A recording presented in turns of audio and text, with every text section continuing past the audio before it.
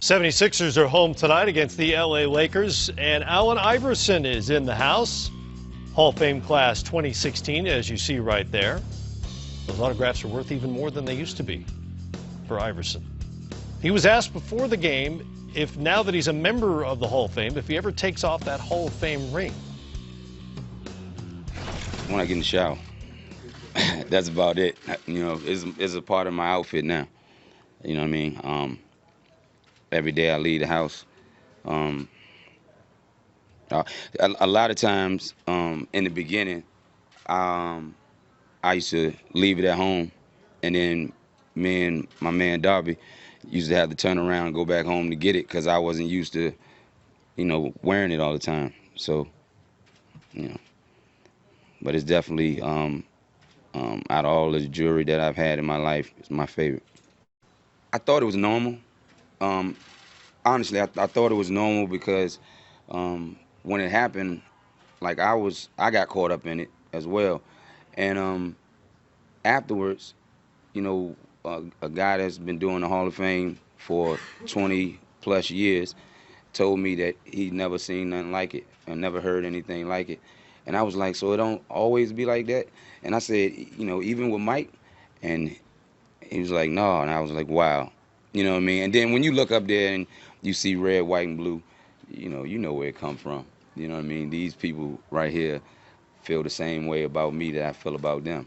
So they made the travel. They were there supporting me. And it was just a great moment for them, my family, my friends, all of the teammates that I played with, and myself, all the supporters.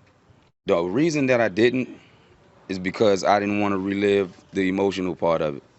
You know what I mean? So I didn't watch it, but the response from everybody else was huge, and I honestly didn't feel I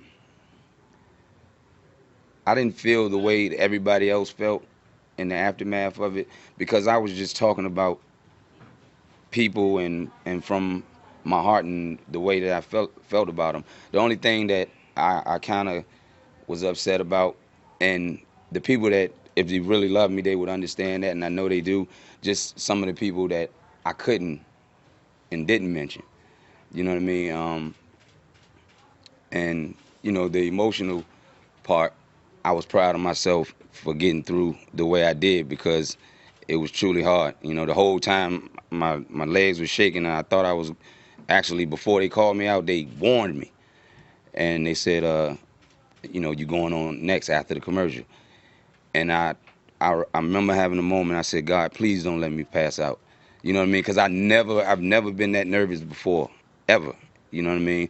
And my first thought was, don't trip walking up the steps. You noticed that I grabbed the rail and walked up like a little kid, and then afterwards I grabbed it again to make sure, you know what I mean, that I went down without falling. And once I sat down, I was like, it's over. You know what I mean? And I got through it. Love that kind of raw emotion from somebody who's done the kind of things that Allen Iverson has done on big stages in the NBA Finals. And we had him on the set in Springfield before he went inside. He was genuinely nervous. He's not kidding about that, and which surprised me. But knowing him as a player and as a competitor, what did you think of the speech? First of all, I'm shocked that there were people he didn't name. He rattled off so many names in the speech. Memory, it was amazing. But secondly, just the raw emotions that were on display that night. Yeah, it was amazing to see, and I watch with my kids, and I was just like, this is truly a legend. There's somebody that inspired a whole generation that no matter what adversities you go through, you can overcome and be on this platform and be a superstar. Coming from the inner cities and stuff like that.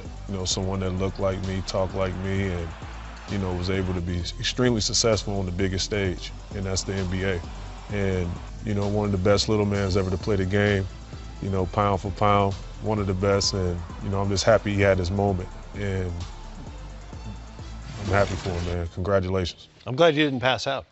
No, there were times I almost felt that, I get the feeling still that there were times he may have doubted whether he was going to see that day, that he was an not only all-star, but a Hall of Famer. And to see how truly appreciative he is of the fact that I'm a member now, I'm one of those people, I think is really special. And completely authentic as well. And he and I talked about this that night as well. For better or worse, and there's a little of both, he has always been himself. He's always been true to himself. And that's what you can appreciate and love. You know, he's human. We all are. And, you know, for him to open up and be, you know, one of the faces of the face of the NBA at the time, and just be honest and be who he is and not, you know, cater to any demographic or anything like that. But this is who I am. Accept me for who I am. Mm-hmm. And we did. We embraced him and we learned a lot from him. And he's the reason why the game is, you know, where it's at right now. Yeah, for some of the young guys, you know, young people out there that make a mistake, and all of us have made a mistake at some point in our life. And Alan is such a great example of having made a mistake in high school that could have cost him his career, when you think about it. Mm-hmm. And then John Thompson gave him a chance when he was turned down by everybody else after the incident that happened in high school.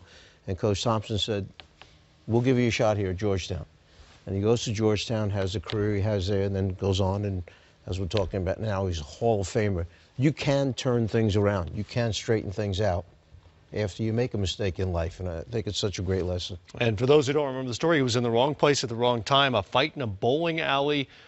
He and some friends were perhaps unfairly singled out for their role in that, and he wound up incarcerated for a period of time before the governor of Virginia pardoned him and allowed him to pursue his basketball career, where John Thompson brought him into Georgetown, and now the Hall of Fame. It's amazing.